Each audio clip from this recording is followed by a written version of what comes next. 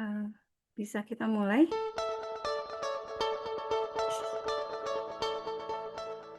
Hei kamu, iya kamu yang bercita-cita menjadi data scientist. Kebutuhan akan data scientist terus meningkat loh. Pembukaan tahun 2020 saja dibutuhkan hampir 3 juta data scientist di seluruh dunia. Menurut data Harvard Business Review, sains data adalah bidang populer yang sangat dibutuhkan di abad 21 ini. Sains data adalah suatu disiplin ilmu yang khusus mempelajari pengolahan data, menggunakan metode, proses, algoritma, dan sistem ilmiah untuk menghasilkan informasi dan wawasan dari data tersebut. Ilmu ini terkait dengan data mining, machine learning, dan big data. UIC tahun ini membuka prodi sains data dengan low cost, dengan inovasi sistem pendidikan yang unggul. Kamu bisa kuliah di mana saja, kapan saja, dan dengan device apapun. Yuk, tumbuh bersama UIC.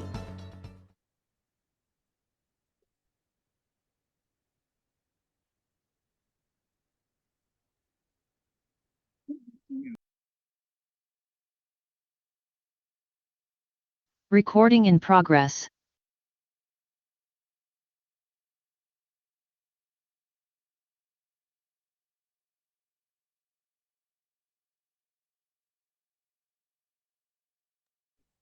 MC-nya bisa masuk?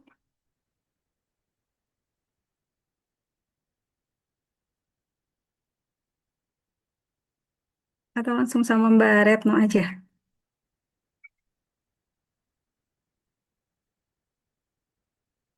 Sebentar ya, Ibu Bapak. Ya, baik. Ini lagi dipersiapkan Mas Badi sebagai MC-nya. Silakan Mas Badi bisa dimulai.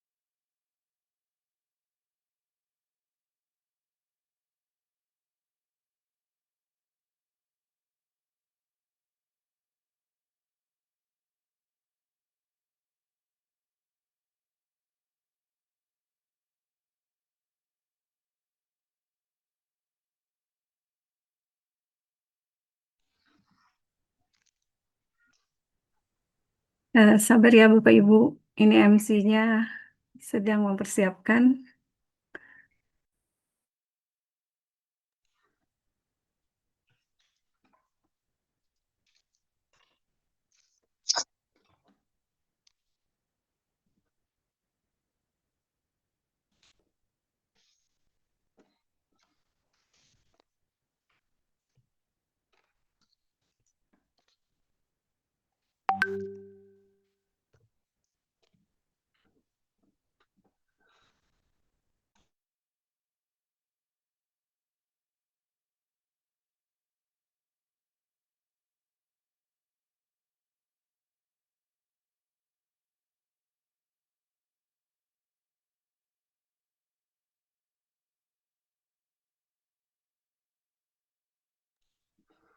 Assalamualaikum warahmatullahi wabarakatuh. Suara saya ada terdengar, Mbak Ya, Retno? siap-siap Ya, terdengar. Waalaikumsalam warahmatullahi wabarakatuh. baik. Oh. Oke, sebelumnya Assalamualaikum warahmatullahi wabarakatuh. Selamat datang pada teman-teman semua di acara pagi ini. Ya, sebelum kita mulai, izinkan saya menyapa sebentar. Bagi teman-teman yang mungkin belum ganti background Zoom, silahkan diperkenankan buat mengganti background Zoom-nya terlebih dahulu, karena sebentar lagi acara akan kita mulai.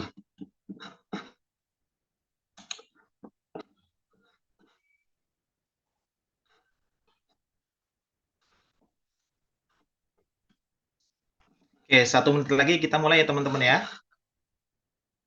Silakan yang belum ganti background Zoom, diganti terlebih dahulu biar kita kelihatan lebih kompak.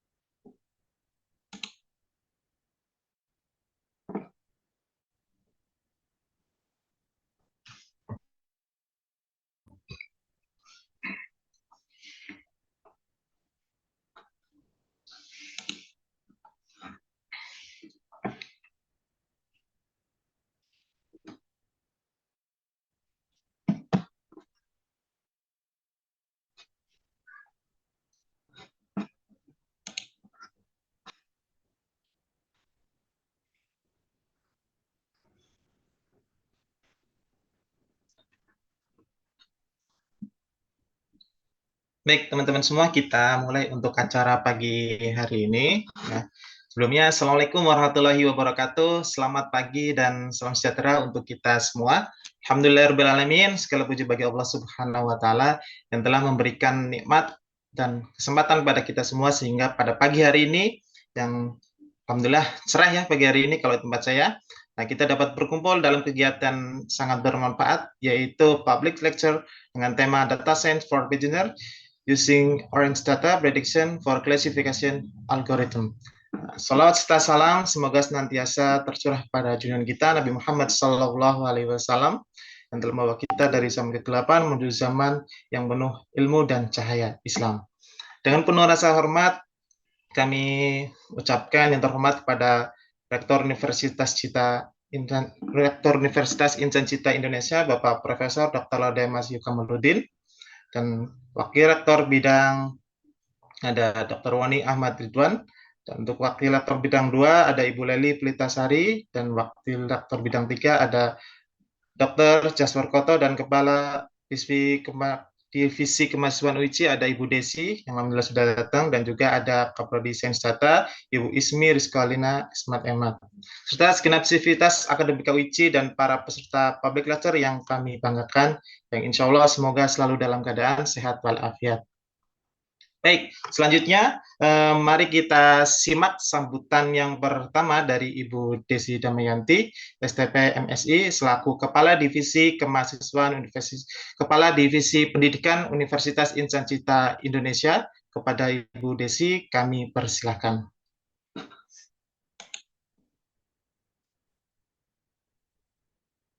Oke, ya, Bismillahirrahmanirrahim. Suara saya terdengar?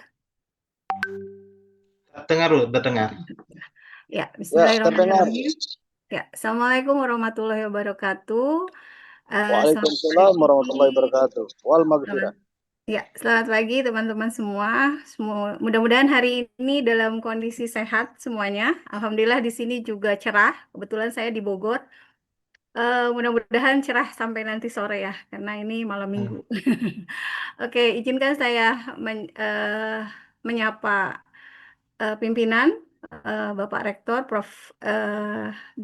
Profesor Dr. Laude Masihu Kamaluddin, kemudian Wakil Rektor Bidang 1, Dr. Woni Ahmad Ridwan, Wakil Rektor Bidang 2, Ibu Leli Pritasari, kemudian Wakil Rektor Bidang 3, Prof. Jaswar Poto. Juga saya ingin menyapa yang spesial Bapak narasumber, ini Bapak Ilham Wahyudi Siadi, MKOM, dosen Sains Data dari Universitas Indah Prasta PGRI, Unindra ya Pak ya. Kebetulan deket lah ya di Jakarta, Bogor, Jakarta nggak terlalu jauh. Dan saya juga ingin menyapa Ibu Kaprodi, Ibu Ismi Rizkalina, Esmat Emat dan juga beserta jajarannya, dan Mbak Sri Retnowati, SPD MPD yang merupakan nantinya akan menjadi moderator. Juga untuk MC, para kaprodi di UICI ini ada 7 prodi ya di UICI beserta jajarannya, para mahasiswa, dan rekan-rekan semua yang alhamdulillah pagi ini bisa hadir dalam public lecture di Universitas Insan Cita Indonesia. Public lecture ini kita laksanakan setiap 2 minggu sekali dan bergantian setiap prodi sehingga mudah-mudahan rekan-rekan yang di sini bisa selalu mengikuti kegiatan kita di public lecture ini. Hari ini tema kita adalah Data Science for Beginners Using Orange Data Meaning for Classification Algorithm. Senang sekali bisa kita sama-sama belajar nantinya mendalami dunia data science karena seperti tadi ya di awal bahwa data science ini sekarang kelihatannya rumit, tapi ini sangat dibutuhkan pada era generasi sekarang ini, sehingga mudah-mudahan dengan adanya public lecture ini teman-teman yang tadinya takut gitu ya mempelajari tentang data science setelah diberikan penjelasan oleh Pak Ilham ini akan lebih tertarik karena mau tidak mau kita harus mengikuti arus digitalisasi seperti itu, dan data science adalah bagian yang penting dalam proses digitalisasi ini. Saya berharap mudah-mudahan acara ini bisa berjalan lancar sampai selesai dan teman-teman bisa menyimak dengan baik apa yang nanti disampaikan oleh narasumber. Dan silakan bertanya untuk hal-hal yang mungkin ingin ditanyakan dan kita bisa menikmati proses belajar ini bersama-sama. Mungkin itu yang bisa saya sampaikan. Terima kasih atas dukungannya untuk kegiatan ini. Saya akhiri. Billahi taufiq wal hidayah. Wassalamualaikum warahmatullahi wabarakatuh. Waalaikumsalam warahmatullahi wabarakatuh. Terima kasih kepada Ibu Desi atas sambutan yang inspiratif dalam membuka semangat kita semua dalam menuntut ilmu pada pagi hari ini. Oke, berikutnya kita akan mendengarkan pemaparan singkat dari Divisi Penerimaan Mahasiswa Baru atau PMB Universitas Insan Cita Indonesia oleh PLT Kepala Divisi PMB UICI. Pada Bapak atau Ibu PLT Kadif PMB, kami persilahkan.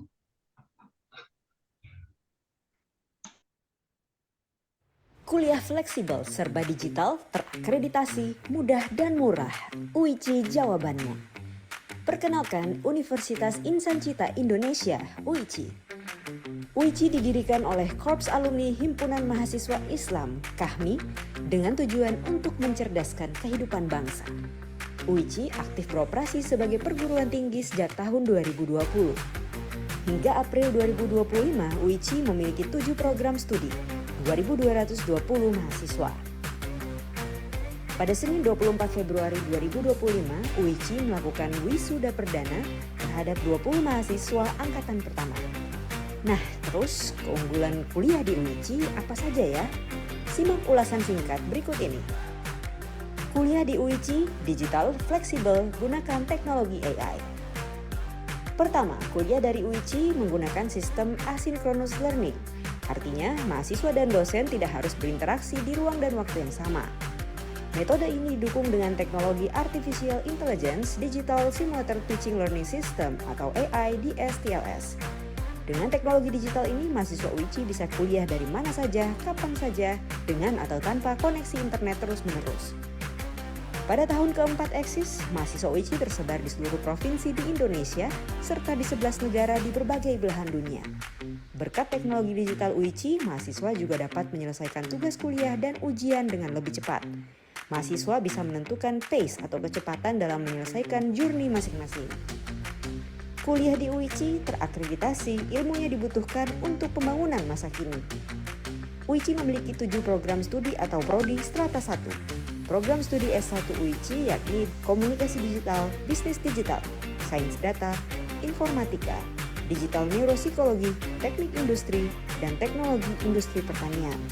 Seluruh program studi UICI telah terakreditasi baik. Seluruh prodi di UICI juga dirancang agar berhubungan dengan ekosistem digitalisasi, sehingga lulusan UICI tak hanya mampu berperan untuk perkembangan dunia digital, tetapi juga berkontribusi untuk membangun dari desa atau rural-based development. Melalui modul dan tenaga pendidik yang andal, UICI siap mencetak talenta yang siap menjadi pemikir, pencipta, dan penggerak digitalisasi. Kuliah di UICI siap magang project-based dengan dukungan student union yang beragam. UICI mengusung project-based curriculum serta memberi kesempatan mahasiswa untuk ikuti pelatihan dan sertifikasi cuma-cuma di bidang digitalisasi. UICI juga memberi perhatian pada kegiatan pengabdian kepada masyarakat sebagai sarana kontribusi dan aktualisasi mahasiswa maupun sivitas akademika. Meski kuliah dari tempat dan zona waktu berbeda-beda, mahasiswa UICI tak akan kesepian karena dukungan kegiatan ekstrakurikuler yang beragam serta aktivasi untuk upgrade diri melalui student union. Kuliah di UICI bayar UKT murah, implementasi semangat reaching the unreachable. UICI memiliki visi membuka akses pendidikan seluas-luasnya, reaching the unreachable. Membuka akses tersebut selain lewat koneksi digital, juga melalui uang kuliah yang murah, serta kesempatan memperoleh subsidi UKT dan beasiswa. Manfaatkan juga penerimaan mahasiswa baru jalur khusus prestasi dan jalur khusus afirmasi. Jalur prestasi terbuka untuk calon mahasiswa dengan prestasi olahraga ataupun seni, aktif menjadi pemimpin di sekolah, anggota HMI, influencer, hingga tahfiz atau penghafal Al-Quran. Sementara jalur afirmasi terbuka untuk penyandang disabilitas, keluarga nelayan, petani buruh, anak yatim duafa, serta afirmasi dari rekomendasi KAHMI maupun sivitas akademika UICI. Potongan sampai dengan 50% biaya UKT per semester berlaku untuk calon mahasiswa yang lolos pada jalur khusus ini. Tumbuh bersama UICI, kampus digital pertama di Indonesia, beri akses pendidikan untuk semua.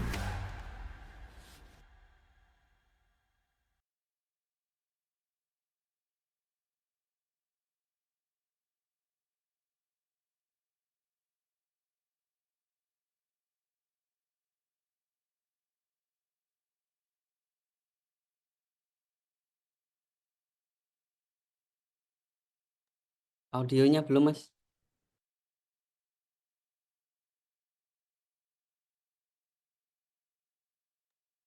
Masih di mute ya, Mas Badi? Masih Oh mute. iya, ya mohon maaf. Oke, selanjutnya kita lanjut ke sesi utama yaitu materi sesi webinar pada hari ini. Oke, sebelumnya izinkan saya untuk menyapa moderator pada pagi hari ini, pada Ibu Retno. Assalamualaikum. Waalaikumsalam warahmatullahi wabarakatuh. Gimana Bu pagi hari ini, sehat? Alhamdulillah sehat. Alhamdulillahirrahmanirrahim. Oke, izinkan saya untuk membacakan CV beliau. Bu Retno ini merupakan salah satu dosen di program studi Sains Data di Universitas Insan Cita Indonesia. Beliau telah menyelesaikan pendidikan S2 di bidang pendidikan matematik di Universitas 11 Maret atau UNS. Beliau juga memiliki pengalaman mengajar sejak 2016 serta aktif dalam berbagai penelitian dan publikasi ilmiah termasuk pada jurnal nasional dan internasional. Selain dikenal sebagai pribadi yang ramah, beliau juga bertanggung jawab. Beliau juga memiliki keahlian dalam bidang Microsoft Office, termasuk statistik, serta memiliki soft skill dalam pemimpinan, komunikasi, dan kerjasama tim. Kemudian beliau juga mentor kami di kegiatan Union Data Science di WICI ini. Saat ini beliau aktif sebagai dosen di Universitas Insan Cita Indonesia sejak 2020 hingga sekarang. Selanjutnya kepada Ibu Sri Retnawati, kami persilahkan untuk memandu jalannya sesi bersama narasumber kita bersama Pak Ilham Wahyudi Setiadi, MKOM. Pada Ibu Sri Retnawati, kami persilahkan. Oke, baik. Terima kasih Mas Badi atas waktu yang diberikan. Baik, sebelumnya Assalamualaikum warahmatullahi wabarakatuh. Selamat pagi dan salam sejahtera ya bagi kita semua. Sebelumnya yang terhormat kepada Rektor Universitas Instansi Cita Indonesia, Profesor Dr. Laude M. Kamaludin MSc MN. Yang terhormat kepada Wakil Rektor 1, Dr. Woni Ahmad Ridwan SEMM. Yang terhormat kepada Wakil Rektor 2, Ibu Leli Pelitasari Subakti SPME. Yang terhormat kepada Wakil Rektor 3, Profesor Dr. Engja Swarkoto CMRN. Yang terhormat kepada Ibu Desi Damayanti STP MSI selaku Kepala Divisi Pendidikan dan juga Ibu Ibu Ismi Rizkalina Esmat Emat selaku Kepala Prodi Sains Data. Dan juga tidak lupa juga nih kepada narasumber kita yaitu Bapak Ilham Wahyudi Siadi MKom yang akan mengisi kegiatan public lecture pada pagi hari ini serta Bapak Ibu dosen Universitas Insan Cita Indonesia yang kami banggakan dan juga peserta yang hadir pada acara pagi hari ini. Baik, puji dan syukur kita panjatkan kehadirat Allah Subhanahu wa Ta'ala, Tuhan Yang Maha Esa, karena limpahan rahmat dan karunia-Nya, kita semua dapat berkumpul secara daring ya dalam acara UICI Public Lecture di pagi hari ini. Baik, sebelumnya tadi sudah diperkenalkan sama Mas Badi selaku MC ya.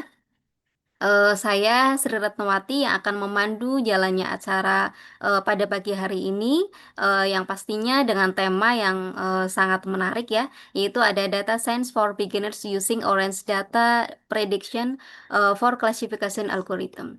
Baik, teman-teman peserta yang luar biasa, pernah nggak sih kalian itu berpikir bagaimana data itu bisa memprediksi apakah seseorang bisa terkena penyakit?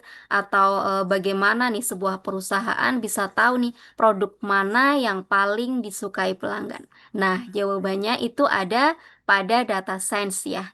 Dan hari ini kita akan mempelajarinya dengan cara yang super mudah ya, tanpa kita harus jago coding gitu ya. Oke, mulai melalui acara pada pagi hari ini, kita akan merasakan langsung nih bagaimana membangun model prediksi menggunakan Orange, sebuah tools visual ya, yang sangat cocok untuk pemula yang masih asing nih dengan data science seperti itu. Baik, nah pada kesempatan kali ini telah hadir bersama kita seorang narasumber yang luar biasa yang akan membimbing kita langsung yaitu ada Bapak Ilham. Selamat pagi. Pagi, Bu. Oke, baik. Beliau adalah seorang network engineer yang merupakan dosen program studi sains data juga nih. Namun beliau dari Unindra maaf, sekaligus seorang instruktur nasional di bidang IT dengan pengalaman profesional yang luas ya di bidang infrastruktur jaringan, kemudian ada fiber optik hingga cyber security. Nah, mari kita sambut ya Bapak Ilham yang akan membawakan materi selama kurang lebih 30 menit dan kemudian akan dilanjutkan sesi tanya jawab selama kurang lebih 30 menit. Oke, tanpa berlama-lama lagi, mari kita mulai sesi utama kita kepada Bapak Ilham. Kami persilahkan. Oke, baik. Terima kasih banyak. Apakah suara saya terdengar jelas? Baik, terdengar jelas Bapak? Oke, baik. Terima kasih Ibu atas waktunya. Oke, mungkin sebelumnya Bismillahirrahmanirrahim. Assalamualaikum warahmatullahi wabarakatuh.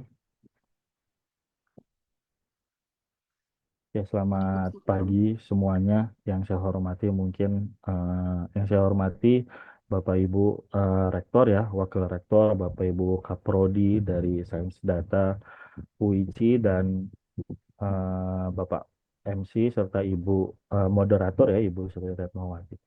Oke, mungkin langsung saja ya, karena memang tadi sudah dijelaskan beberapa kali ya mengenai aktivitas kita hari ini. Izin saya share screen untuk layar saya, apakah sudah terlihat? Baik, Udah, Pak. Oke, sebentar.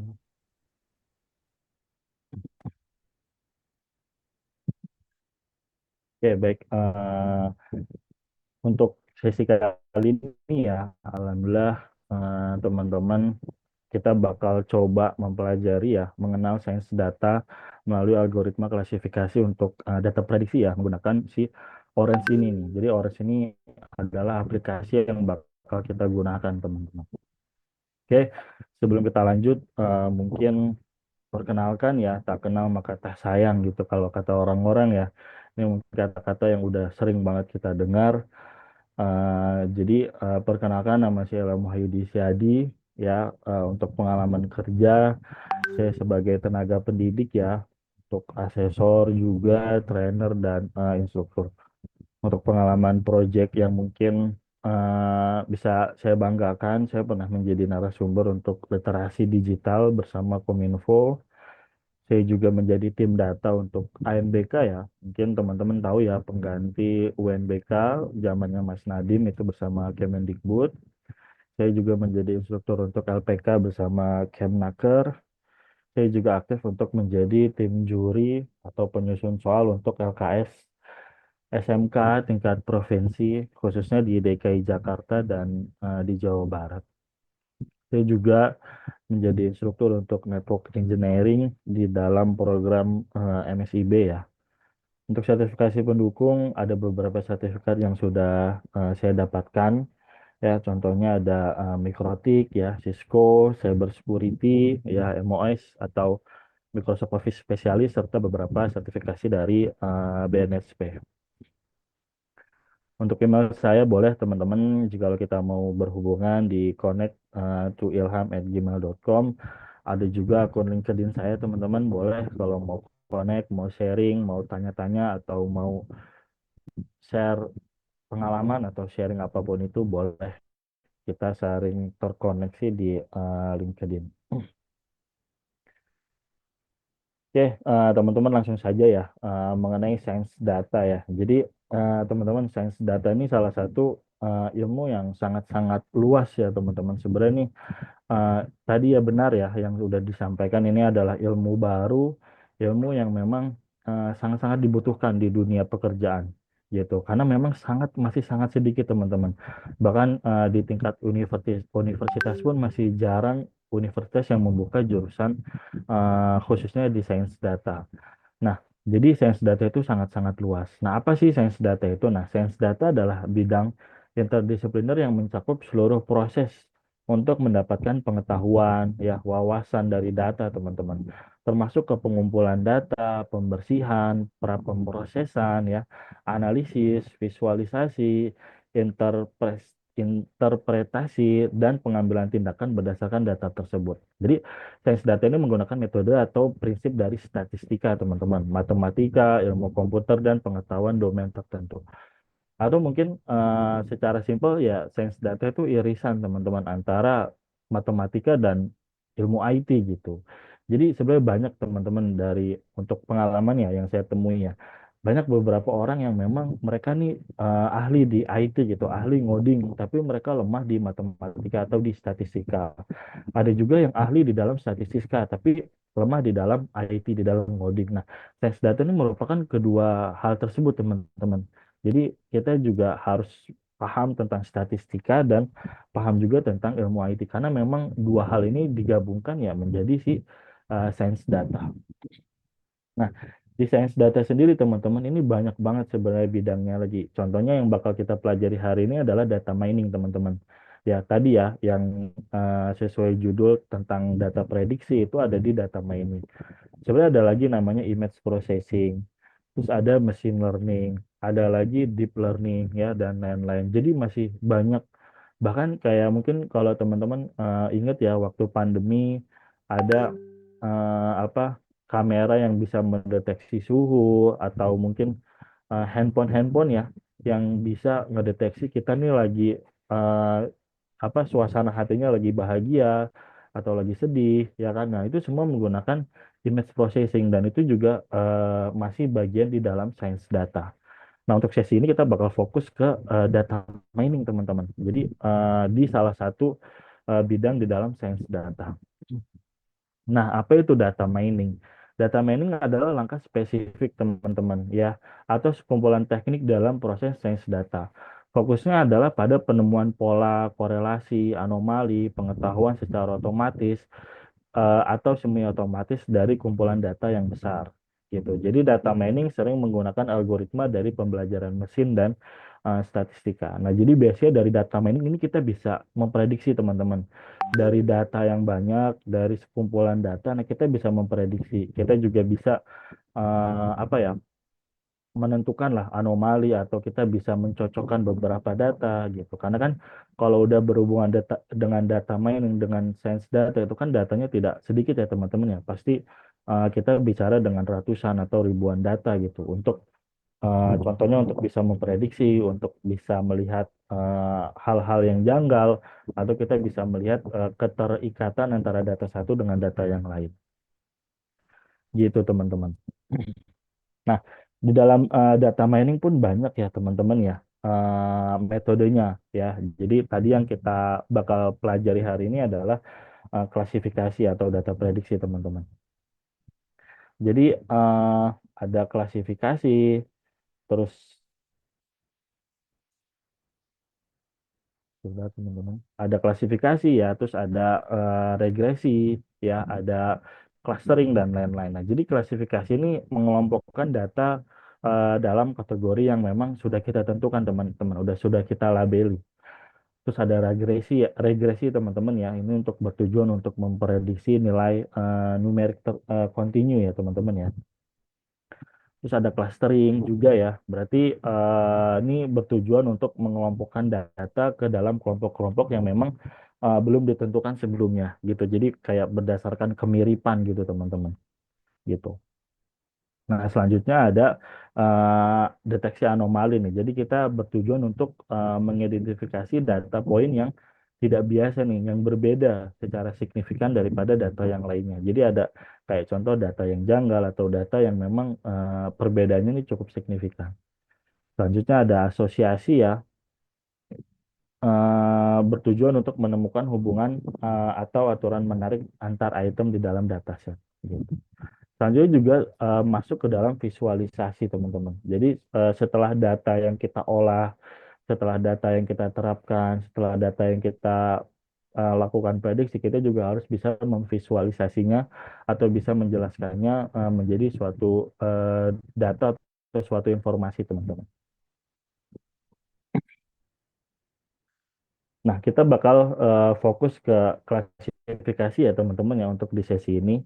Karena memang balik lagi ya teman-teman ya, sains data itu luas sekali ya, data mining pun luas sekali ya, dan alhamdulillah kita dikasih kesempatan nih hari ini buat mempelajari salah satunya nih, yaitu klasifikasi ya. Jadi klasifikasi dalam konteks data mining adalah tugas seorang supervisor ya learning yang bertujuan untuk menetapkan objek data ke dalam salah satu data dari sejumlah kategori teman-teman, atau mungkin kita nyebutnya kelas ya, yang telah ditentukan sebelumnya teman-teman.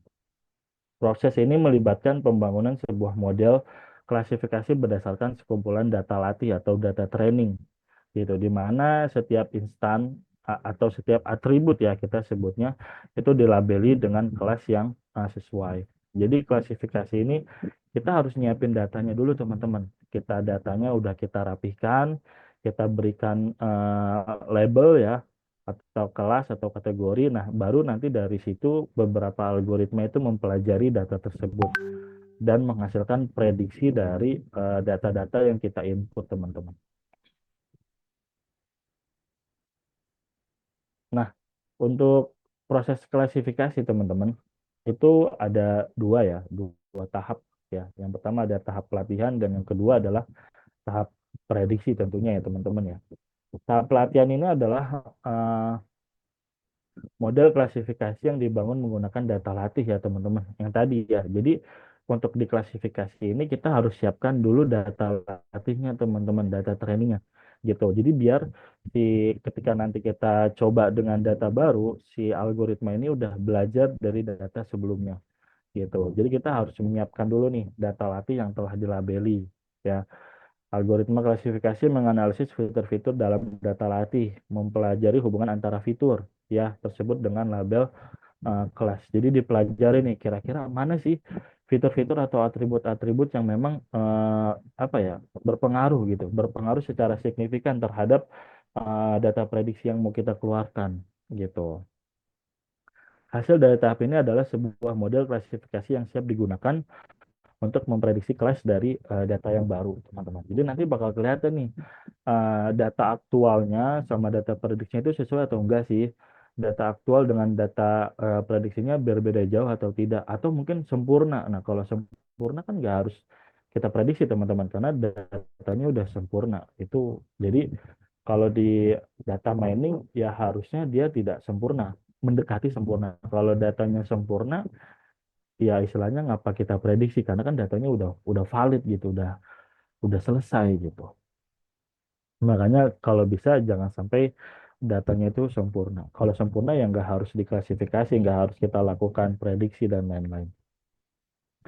Selanjutnya adalah tahap pengujian ya, atau tahap prediksi. Model yang telah dilatih digunakan untuk memprediksi kelas dari data baru yang belum pernah dilihat sebelumnya gitu. Untuk setiap instan data baru, model akan menghasilkan prediksi kelas berdasarkan pola yang telah dipelajari selama tahap pelatihan. Jadi kita tadi ya harus kita siapin dulu data latihnya gitu. Oke, nah ini ya, ini algoritma klasifikasi di dalam data mining ya.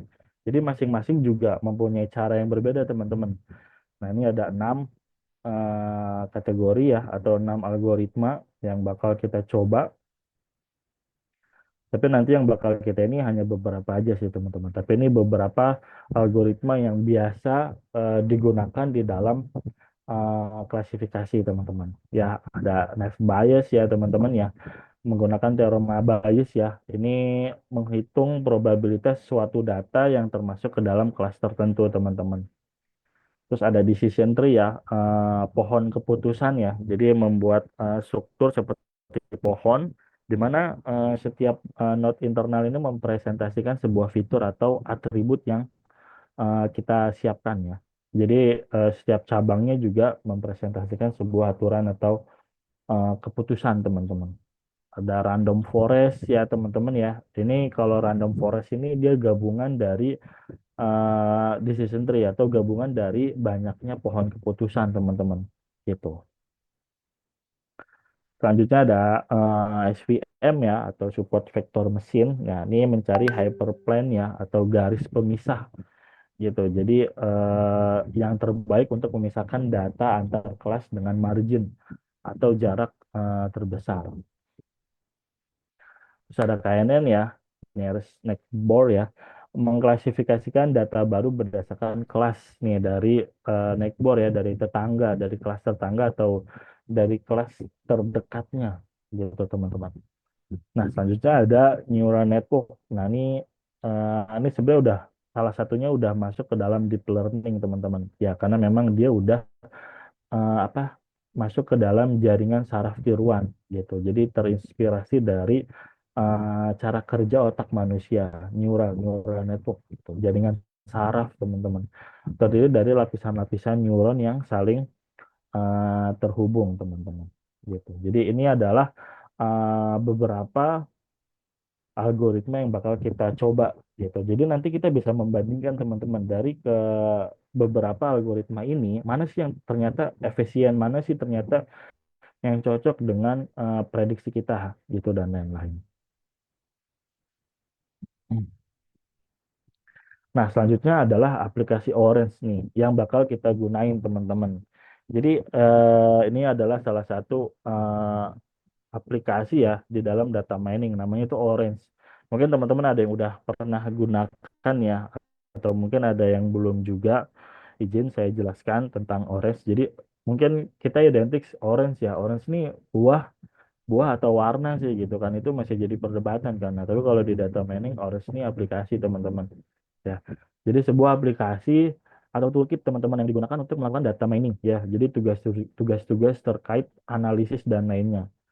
Nah, salah satu keunggulannya, kenapa sih kok Orange ini jadi salah satu apa ya, yang paling banyak digunakan di dalam data mining gitu? Karena memang Orange ini dia bersifat GUI teman-teman, GUI atau Graphic User Interface gitu. Jadi dia berdasarkan grafik. Istilahnya mah ada warnanya teman-teman, bisa kita klik, ada ikonnya dan lain-lain. Karena kan biasanya kalau untuk programming ya atau bahasa pemrograman itu kan mereka identik dengan CLI ya teman-teman ya, atau Command Line Interface. Nah ini kadang beberapa yang kadang kita ini udah takut duluan, nggak bisa ngoding, nggak ngerti bahasa pemrograman, ya kan? Karena kan kalau udah ngomongin science data ya, data mining, mungkin teman-teman udah juga pernah ya, kadang suka disinggung langsung ke bahasa Python, ya kan? Kita bisa pakai eh, VS Code ya, atau pakai Anaconda ya, Juniper dan lain-lain.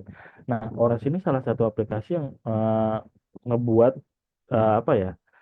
eh, kita bisa melakukan data mining tanpa kita harus ngoding teman-teman gitu. Jadi tanpa kita harus tahu ini codingannya apa sih, codingannya apa sih, codingannya apa sih gitu. Karena dia itu berbasis GUI. Jadi kita bisa berdasarkan icon, kita bisa tinggal drag and drop, kita tinggal tarik antara fitur satu dengan fitur yang lainnya, widget satu dengan widget yang lainnya gitu. Jadi ini salah satu yang memang jadi solusi nih buat kita nih atau buat teman-teman yang memang masih awam gitu tentang bahasa pemrograman gitu.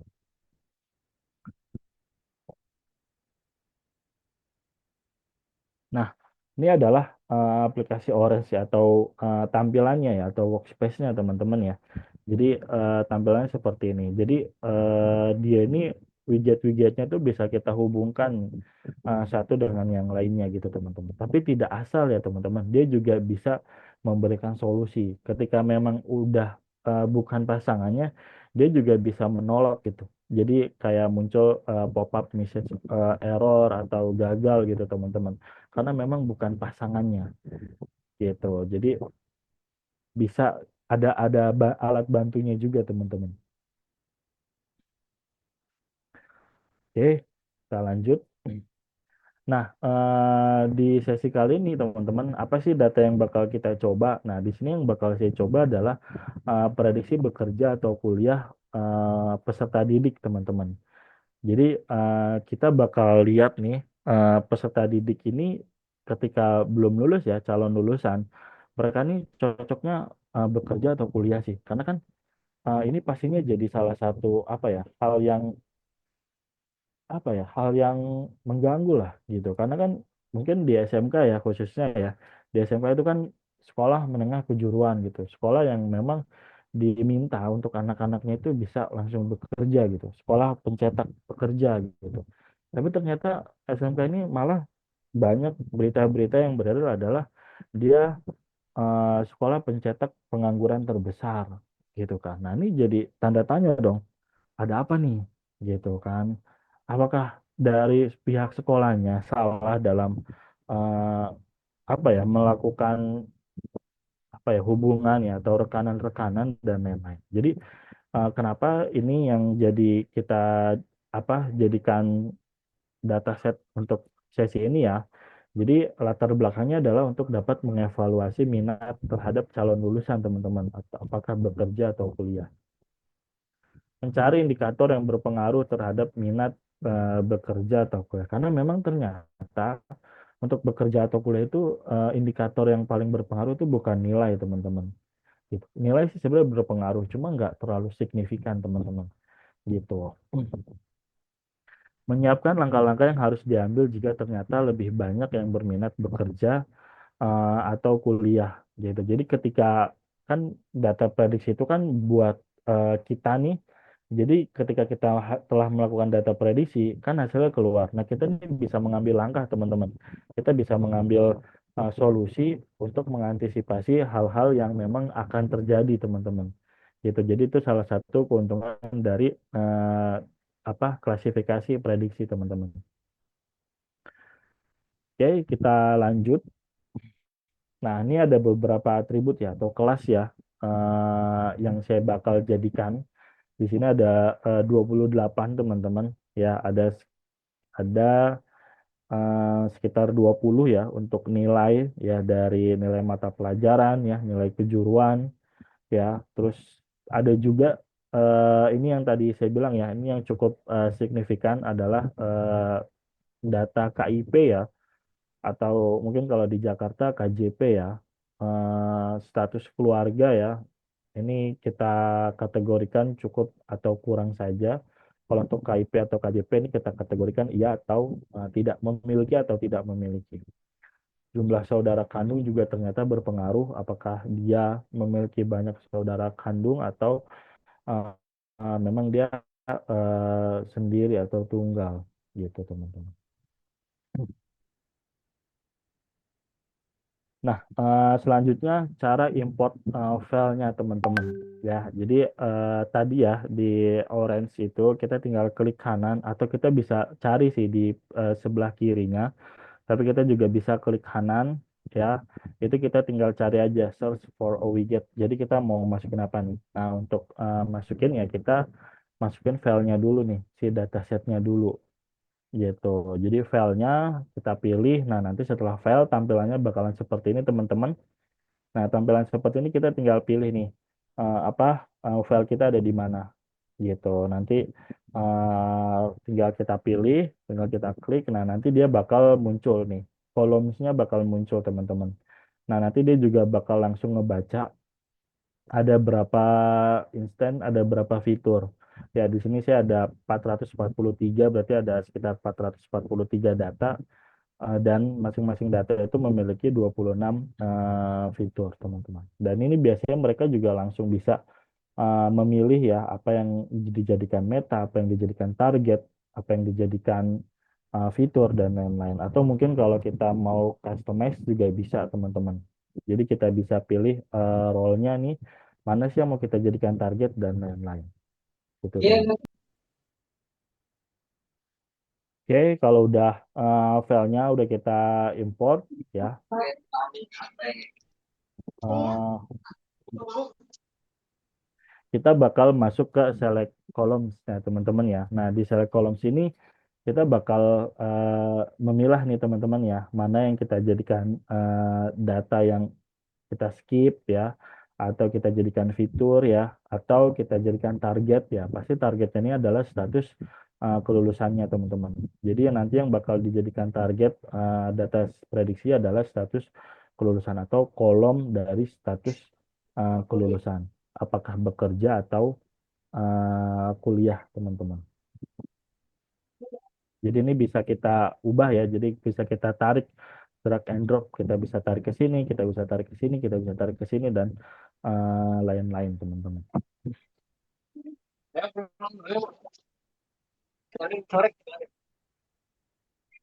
Oke, nah kalau udah tadi kan lengkap ya, tadi filenya udah kita masukin, nah terus kita tarik, kita masukin select columns. Nah, selanjutnya kita tambahkan teman-teman ya test and score ya. Ini tambah sama teman-teman ya.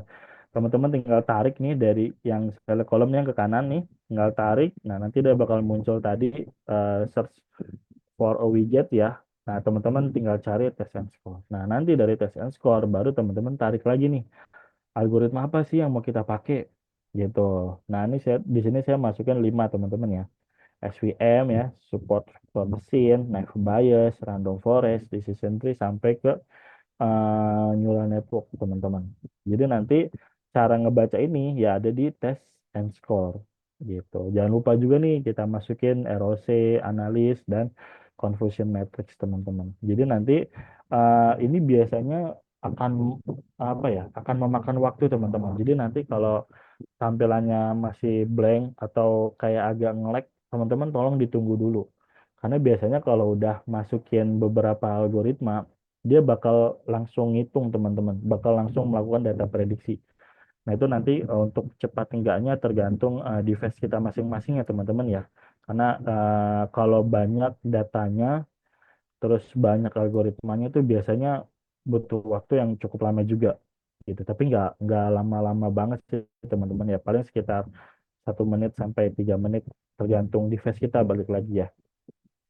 Jadi kalau bisa dibiarkan dulu. Biasanya dia nanti ada proses entah muter, entah persen ya. itu beda-beda.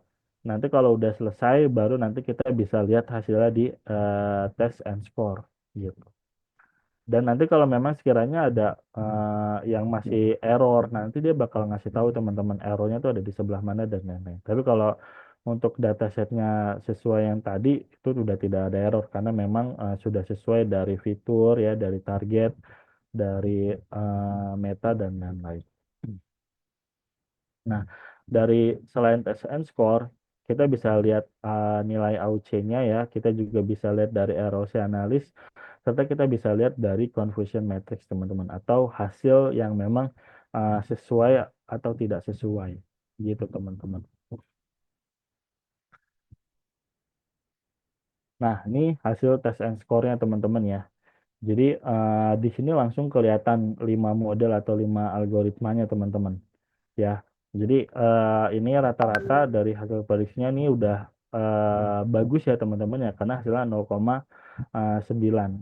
Sebenarnya sih bagus itu dari 0,8 sampai 0,999 itu udah bagus teman-teman. Tapi kalau ini di atas 1 itu udah perfect, udah sempurna teman-teman. Jadi itu mah indikatornya udah kelihatan banget apa yang menjadi apa ya target kelulusan lulus kuliah dan bekerjanya itu udah keciri banget gitu. Jadi itu udah nggak bisa diprediksi karena datanya udah data valid gitu. Tapi kan ini kita memprediksi data yang emang belum valid gitu. Jadi skornya itu ya minimal harus di 0,8 sampai 0,9. Kalau skornya di 0,5 atau di bawah itu, nah itu biasanya jelek teman-teman atau buruk gitu. Nah, dalam proses ini teman-teman, sebelum saya masukkan data KIP, data status ya layak cukup atau kurang, itu masih cukup sedikit, jadi masih cukup 0,5, 0,6 gitu. Dan ternyata itu yang membuktikan bahwa nilai itu tidak terlalu signifikan. Gitu. Tapi yang menjadi setelah saya baca-baca ya datanya, setelah saya urut nilai itu cukup signifikan kalau memang nilainya bagus-bagus. Dan setelah saya tanya masing-masing orangnya, ternyata memang yang memang nilainya bagus dari semester 1 itu memang dia udah mempersiapkan nilai-nilai tersebut untuk ikut kuliah gitu. Jadi untuk ikut seleksi ya SBMPTN dan lain-lainnya gitu teman-teman. Tapi kalau untuk nilainya ya standar KKM itu biasanya ya memang mereka pengen kerja gitu dan lain-lain. Jadi balik lagi tergantung si dataset kita teman-teman.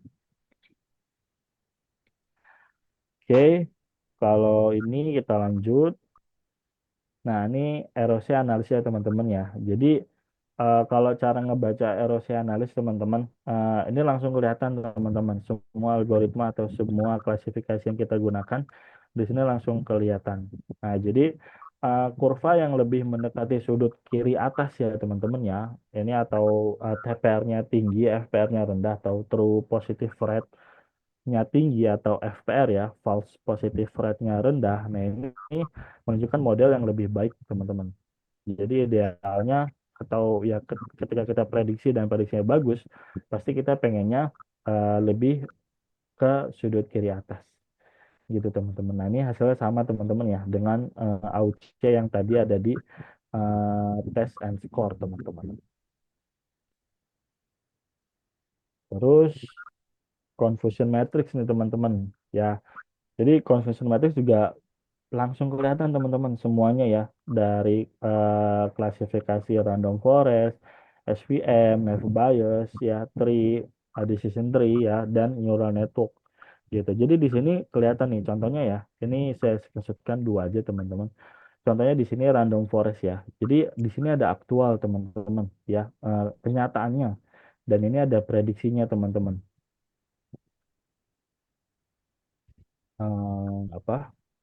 Jadi di sini aktualnya teman-teman ya, ada sekitar 281 teman-teman yang sebenarnya mereka bekerja nih, beneran kerja, datanya kerja, tapi diprediksi bekerja. Berarti benar ya. Dan ada 12 lulusan yang sebenarnya kerja, tapi dia diprediksi kuliah gitu. Jadi cukup baik ya, karena ada hanya 12 dari 281. ada 19 lulusan yang mereka sebenarnya kuliah teman-teman, tapi diprediksinya itu kerja gitu. Dan selanjutnya ada 131 yang kenyataannya dia kuliah dan diprediksinya dia benar kuliah gitu. Itu juga cukup bagus karena hanya 19 dari 131. Nah, untuk SVM juga sama teman-teman ya.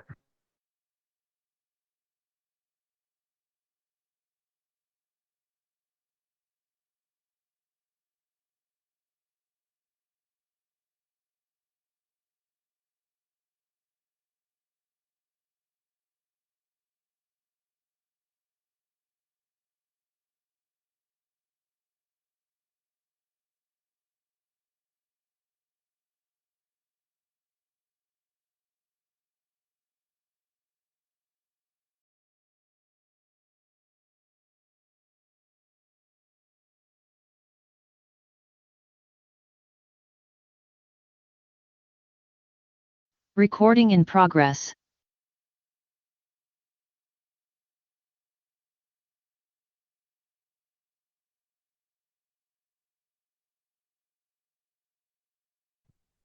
Halo, suara saya apakah sudah terdengar kembali? Ya baik terdengar, Pak. Oke, baik, mohon maaf tadi terputus sepertinya ya. Oke, kita lanjut ya. Tadi ya,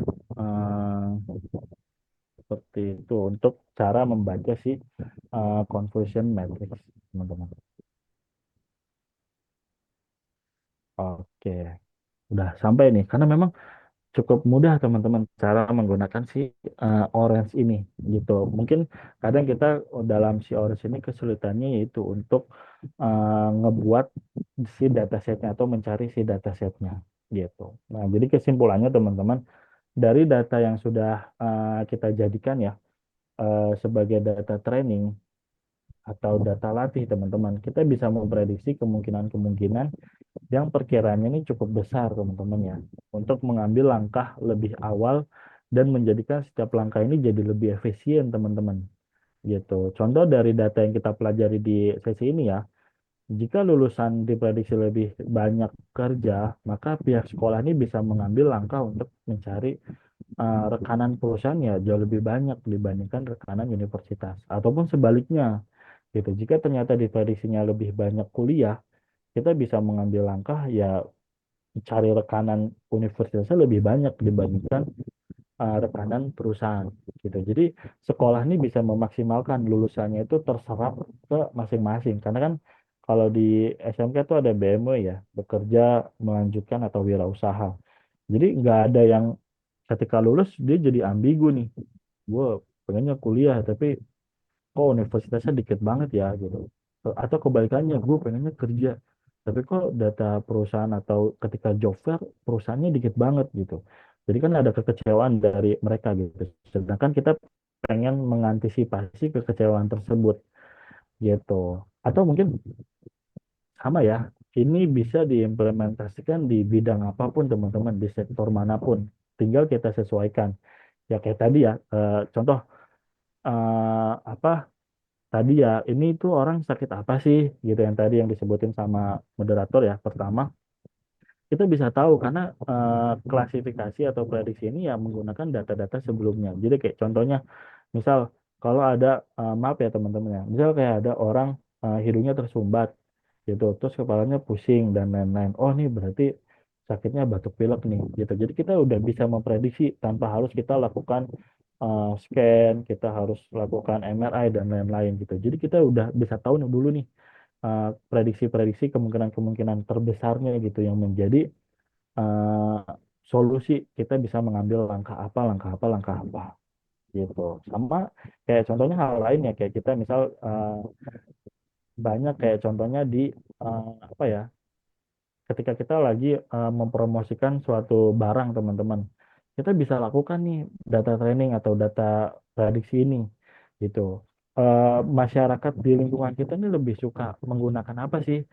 Misal ya, apakah kita, maaf ya teman-teman ya, apakah lebih suka menggunakan Shopee atau TikTok dan lain-lain. Jadi kita bisa melihat nih dari data survei yang udah kita berikan gitu. Jadi data survei atau data set yang kita punya, kita prediksi ternyata orang-orang lebih suka loh belanja di sini loh. Berarti barang kita nih kita banyakkan atau kita support di aplikasi tersebut gitu. Jadi kita bisa ngambil langkah yang jauh lebih efisien. Jadi kita nggak menerka-nerka teman-teman. Kita nggak hanya berdasarkan asumsi, tapi kita punya datanya nih. Kita punya data dari si dataset yang memang udah kita udah kita lakukan gitu teman-teman.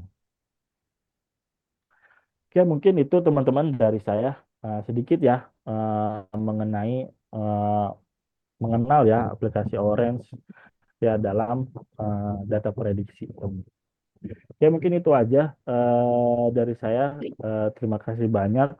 Semoga bisa bermanfaat ya di kemudian hari. Saya kembalikan ke moderator. Terima kasih banyak. Baik, ya, ya, baik. Terima kasih Pak Ilham. Materinya sangat menarik gitu ya. Baik, untuk sesi selanjutnya ada sesi tanya jawab dan juga diskusi. Bagi Bapak Ibu yang ingin bertanya bisa menuliskan di kolom chat atau bisa raise hand terlebih dahulu. Baik, silakan Bapak Ibu yang mau ada pertanyaan bisa langsung ditanyakan.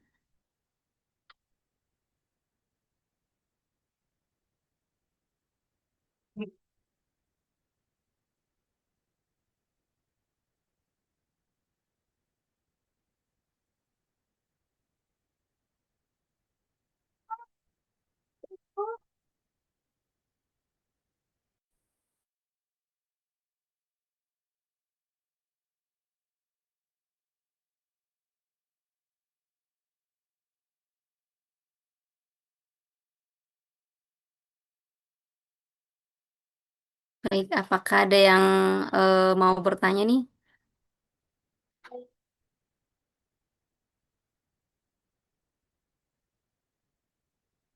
Silakan bagi yang ingin ditanyakan bisa langsung raise hand atau bisa menuliskan di kolom chat.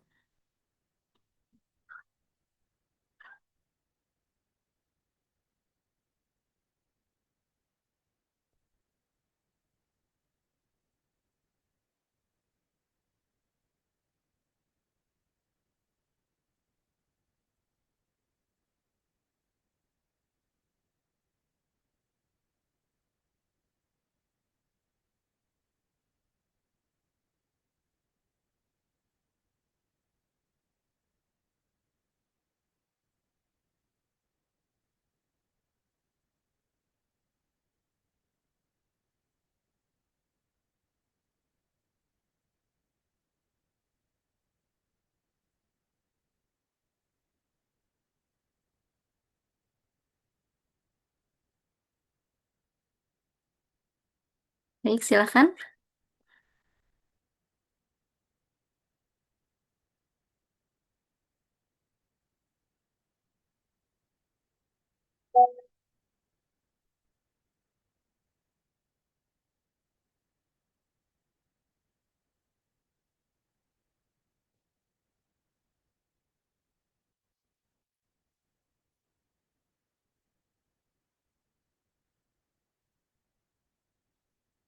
Oke, baik. Ini dari chat Zoom ya, Bapak. Izin saya membacakan ya. Apa dampaknya jika dataset sangat tidak seimbang atau imbalance dan bagaimana nih cara mengatasinya? Mungkin bisa dijawab langsung pada Pak Ilham. Dipersilahkan. Oke, baik. Terima kasih atas pertanyaannya ya. Jika tidak seimbang ya. Nah ini sebenarnya sama ya konteksnya kayak contoh yang tadi ya. Pastinya nilai akurasi prediksi ini bakalan kecil sekali gitu karena si algoritmanya ini bakal kebingungan apa sih yang menjadi acuan yang signifikan gitu. Karena kalau datanya tidak seimbang atau mungkin datanya rata nih teman-teman, datanya sama semua, datanya mirip semua. Nah ini juga bakal jadi apa ya? Tadi prediksinya itu bakalan gagal, bakalan lemah gitu. Jadi hasilnya tuh kalau yang tadi ya AUC-nya itu dia bakalan kecil di bahkan bisa sampai 0,2 atau 0,3 gitu. Nggak bakal bagus atau nggak bakal baik kayak di 0,8 sampai 0,9. Nah, jadi kalau udah AUC-nya atau hasil akhir prediksinya itu kecil, nah itu nggak akan bisa kita jadikan data prediksi gitu. Karena memang hasil akurasinya itu nggak sesuai gitu. Oke, baik. Mbak Dia, apakah ada yang mau ditambahkan? Atau sudah jelas? Oke, baik. Terima kasih atas pertanyaannya. Bapak Ibu yang lain silakan jika ada yang ingin ditanyakan bisa langsung bertanya nih atau bisa menulis di kolom chat.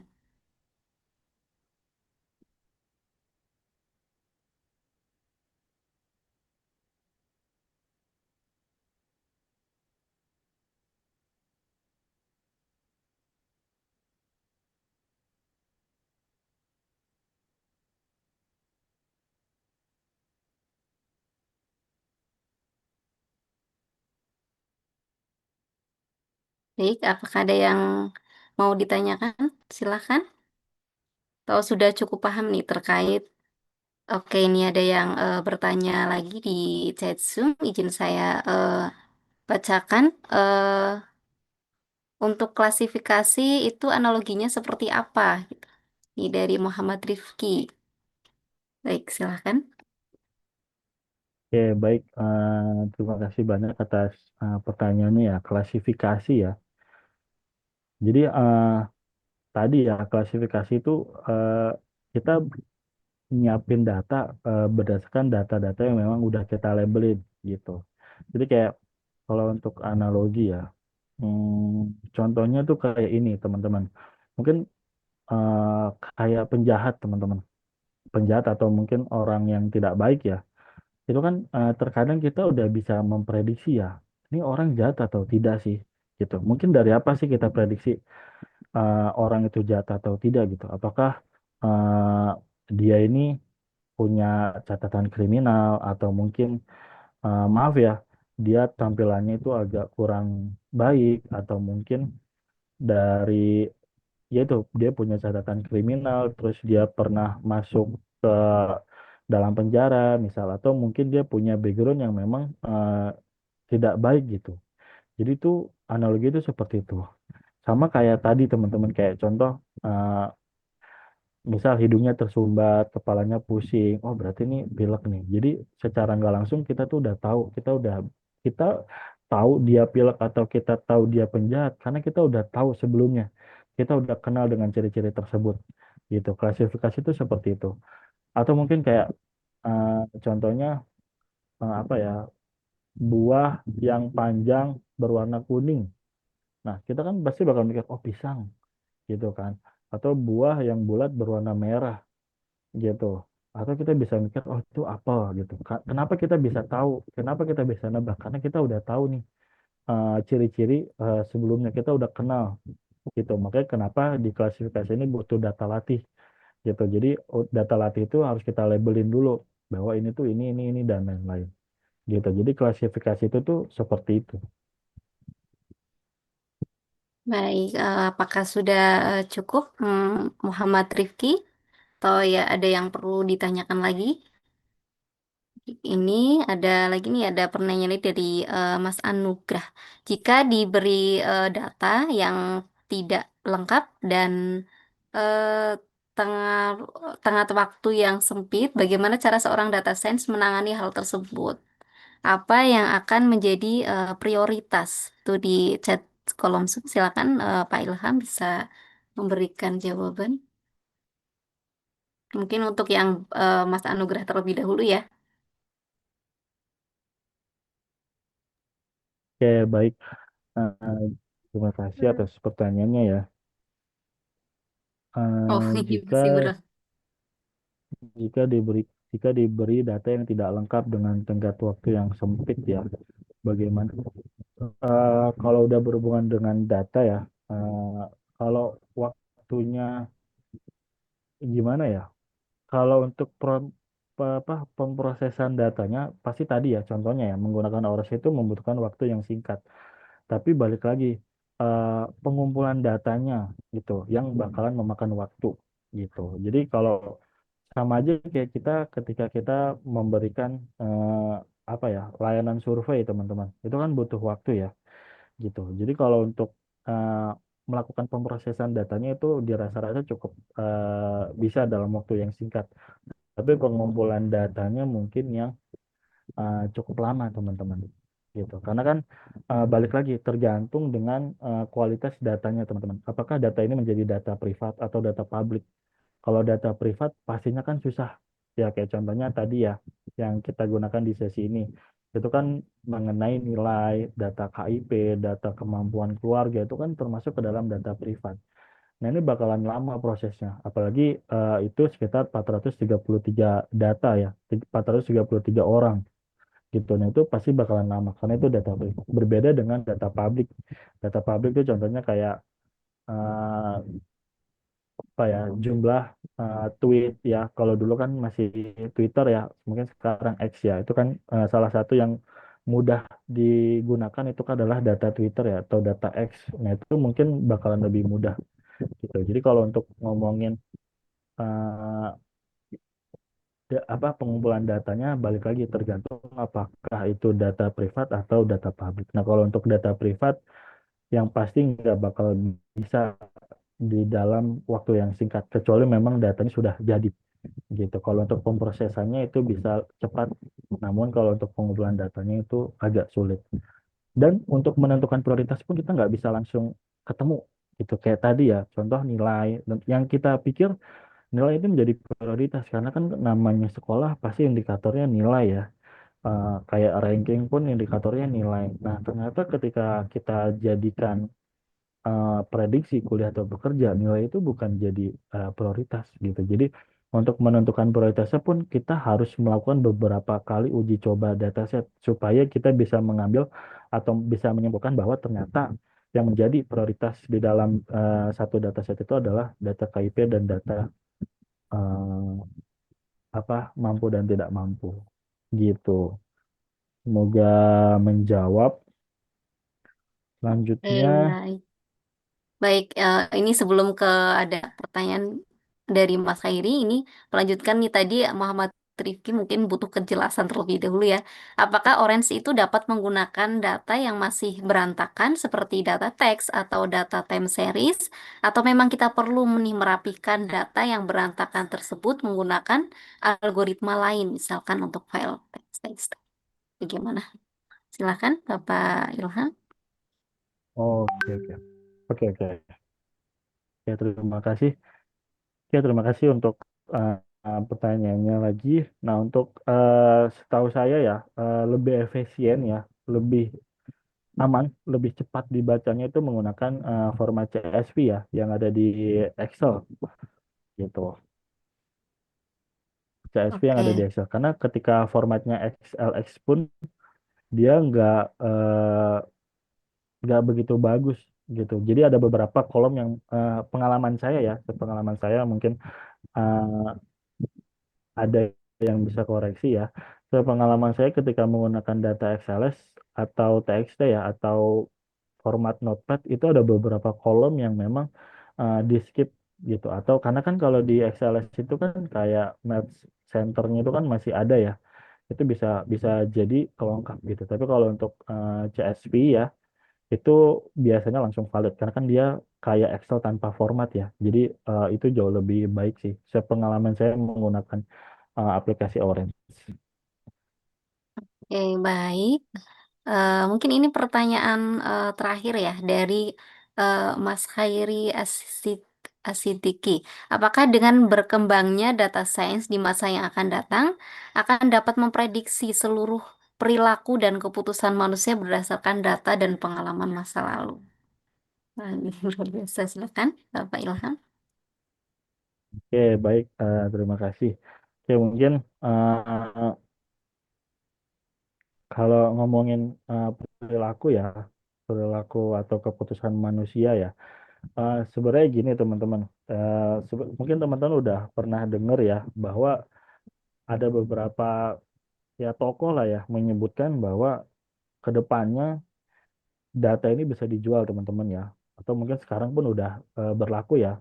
Kayak contohnya kemarin data kita diperjualbelikan ya di situs gelap ya. Itu kan salah satu bukti yang memang eh, membuktikan bahwa data ini menjadi suatu hal yang bernilai untuk masa ini ya, gitu. Terus kalau untuk memprediksi, kalau saya rasa sih enggak sih teman-teman. Cuma untuk mempengaruhi itu bisa.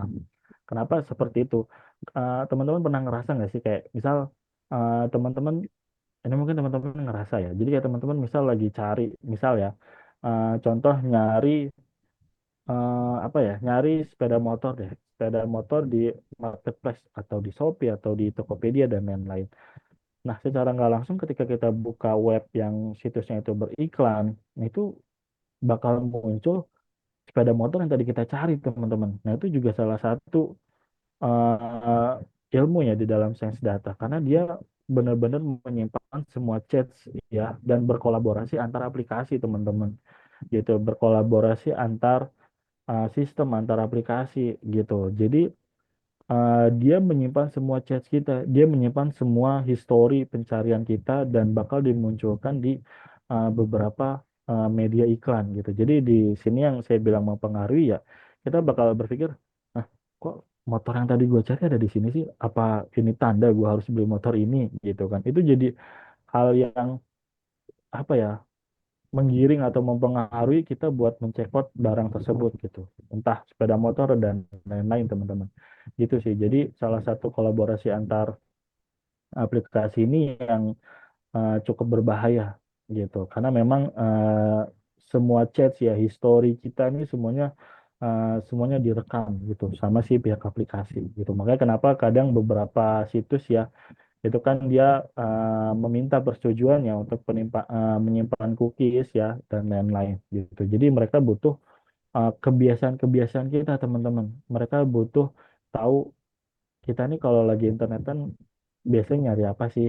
Kita kalau di marketplace itu kita nyari apa sih dan lain-lain. Jadi itu yang bakal dijadikan eh, apa ya? Bakal dimanfaatkan oleh iklan-iklan tersebut untuk menampilkan kebiasaan-kebiasaan kita gitu sih.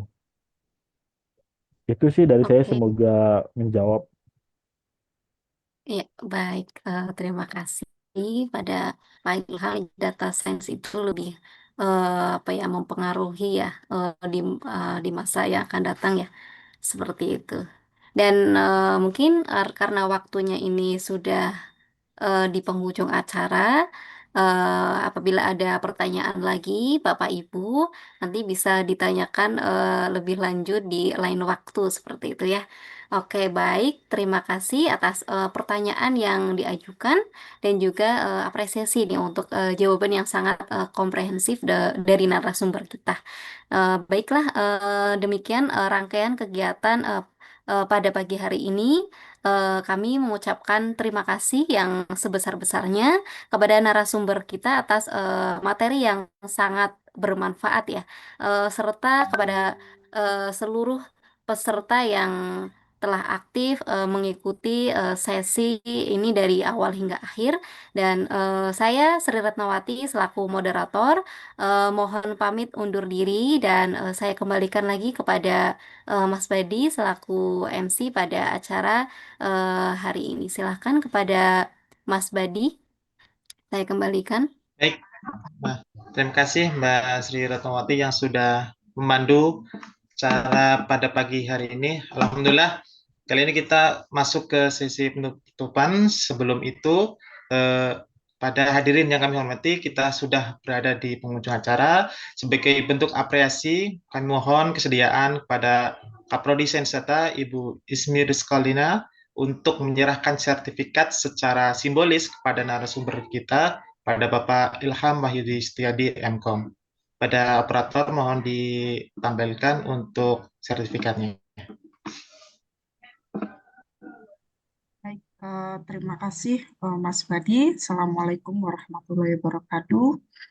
Yang saya hormati narasumber kita, Bapak Ilham Wahyudi Setiadi,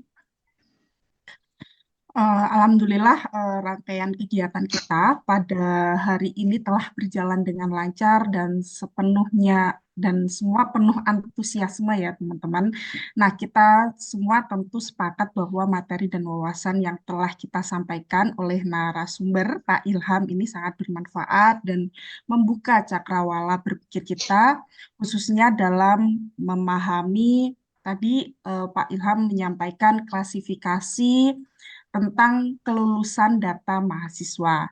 Nah, sebagai bentuk apresiasi Pak Ilham, kami mengucapkan terima kasih yang sebesar-besarnya dan izinkanlah kami menyerahkan sertifikat penghargaan ini atas kontribusi Pak Ilham dan partisipasi aktifnya dalam kegiatan ini, kegiatan public lecture ini.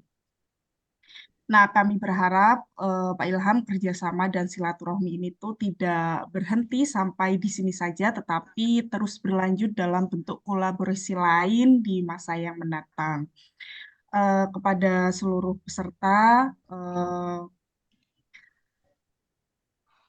mohon ini tepuk tangannya untuk Pak Ilham. Tadi belum diberi tepuk tangan yang meriah ya sebagai bentuk penghormatan kepada narasumber kita.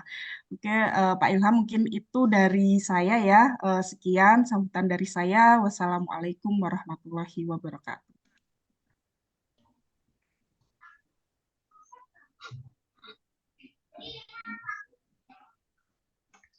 Baik, terima kasih pada Ismi yang telah memberikan sertifikat pada pemateri kita. Nah, untuk selanjutnya mari kita abadikan momen ini bersama dalam sesi terakhir, yaitu sesi foto bersama. Pada seluruh peserta, kami mohon untuk menyalakan kameranya untuk memberikan senyuman terbaik. Oke, kita persiapkan dulu ya untuk teman-teman untuk menyalakan kameranya untuk diambil oleh operator. Ya, silakan berikan penampilan terbaiknya ya, teman-teman. Oke, kita hitung bersama-sama untuk operator dipersilakan untuk mengambil fotonya. Kita hitung 1, 2, 3. Oke, kita ke slide selanjutnya. 1, 2, 3. Terima kasih. Terima kasih. Oke, terima kasih teman-teman yang sudah ikut bergabung pada acara hari ini. Nah, bagi teman-teman semua yang mungkin mau mendaftarkan diri di sini karena pesertanya nggak cuma dari mahasiswa UICI, tapi juga dari peserta umum juga, silakan untuk yang ingin mendaftar di UICI agar bisa menengok di Instagram penerimaan mahasiswa baru di UICI yang sudah disediakan. Nah, saya Badi Supriyo, terima kasih atas perhatiannya. Saya pamit undur diri. Semoga bisa bertemu di lain waktu, di acara yang sama tentunya, di acara yang berbeda, di tema yang berbeda. Terima kasih. Assalamualaikum warahmatullahi wabarakatuh.